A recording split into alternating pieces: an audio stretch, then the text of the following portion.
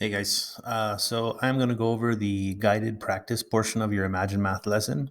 Now, this part of it won't be assigned to you, but you do need to, if you do not pass the pre quiz, then you will need to do the practice and the post quiz as well. Now, again, if you do pass the pre quiz, then you're done with the lesson and you're good to go. Okay. So let's get started. Now, don't forget, you need to complete the Imagine Math lesson before you can turn in your assignment to get credit for the week. So make sure you get that taken care of before you click turn in. Okay, so this particular Imagine Math lesson is talking about interpreting unit rates on graphs, which is what your slideshow pretty much was talking about, unit rates and proportional situations and whatnot.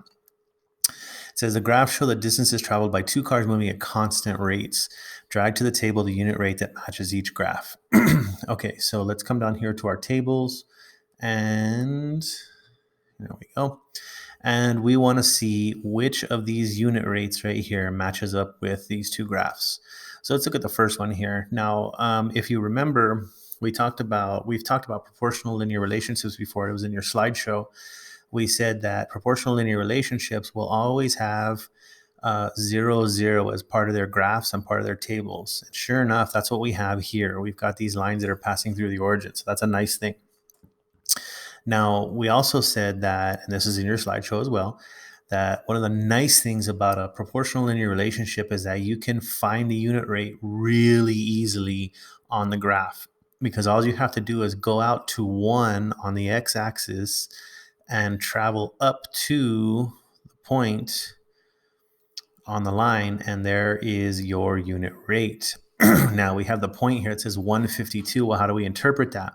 Well, always remember that points are always written as x comma y, or independent variable followed by dependent variable. In this case, our independent variable x is talking about hours. So this 1 right here must mean 1 hour. Our dependent, or our y variable, is talking about distance traveled. So this 52 must mean 52 miles. So our unit rate is 52 miles for 1 hour. So I can come up here and I can bring that, and there we go. I'm pretty sure that's going to be our answer there. So we look at our second one now, and we don't have the luxury of having that point identified for us like we were over here. We can travel out to 1. We see there's a point on the line, but we're not too sure what it is. Now we got a couple up here that make sense and some that don't make sense. Let's get rid of the ones that don't make sense. 201 miles an hour. No. 1 and 201, that's way up here. That's not even on the line. 3/4 of a mile per hour, that would be way down here. That's like super, super slow. 1.33 miles per hour, again, that's kind of near this one. It's way down here. So really, we're kind of caught between 51 and 67, because, just by looking at that, I could see it might be either one. But we don't want to play a guessing game. We want to know for sure. So remember, in the slideshow, we had a problem with cupcakes. And we said there was a bakery that had 14 cupcakes for $5.60 or something like that. And what did we do? We took the total cost, or the dependent variable, and divided it by the independent variable. So if I look over here, one of the points that I'm given is, right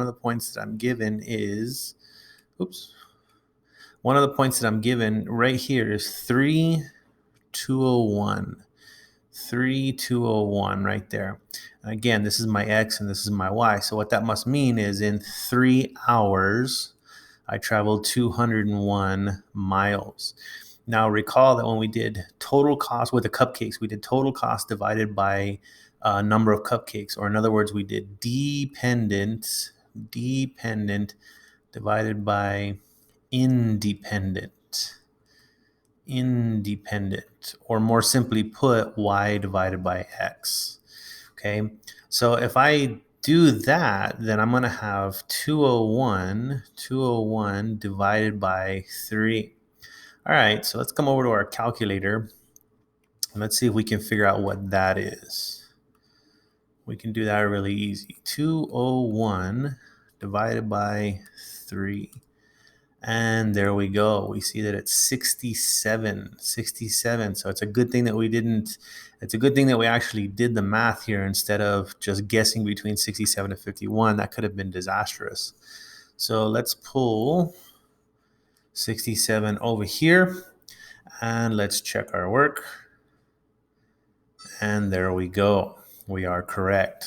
Okay, so let's get rid of all this. We don't need it. We can see right there, it says the unit rate of 52 miles per hour means that the car travels 52 miles every 1 hour. Okay, and that is correct. That's what we've been saying about unit rate. Okay, all right. So let me just get rid of all this before we move on to our next question.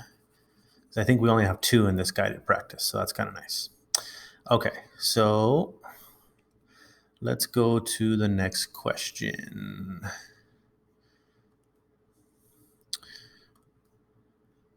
Get me out of the way. Okay, so now we've got this question that says the graph shows that you are traveling at a constant rate, and we know that we're traveling at a constant rate because we have a nice straight line. If we were not traveling at a constant rate, then our line might look something like this. Maybe we're going like this, and then all of a sudden we speed up, and then maybe we take a break for lunch, and then we start again, but maybe we're not going as fast. And then, maybe we speed up again, right? That would be an example of something that's not a constant rate. Okay, but because our graph, our question, our problem is telling us that we are traveling at a constant rate, that's how come we have this nice straight line here. Okay, 3 of the statements are true. Which one is not? 3 of them are true. Which one is not? Okay, so you'll notice that we're given a point on this line right here, and it says 1.5 comma 60. So let's make sure we understand what that means. Now remember that our x-axis, or our first point, is talking about the hours. So this must mean 1.5 hours. 1.5 hours. And what goes along with it is the y, or the dependent, which is 60, and the y is talking about miles. So 1.5 hours is 60 miles. We traveled 60 miles in 1.5 hours.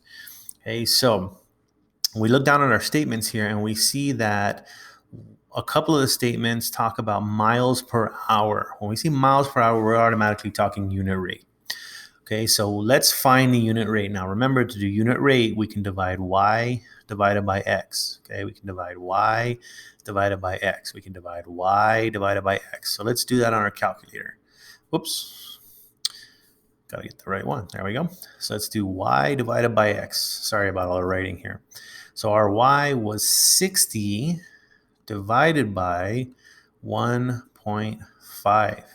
And we find out that our unit rate is 40. 40 miles. If it's 60 miles in 1.5 hours, then it takes us 1 hour to drive 40 miles. Okay, so let's go down now and look at our possible options here. The unit rate for the trip is 40 miles an hour. We just proved that that is correct.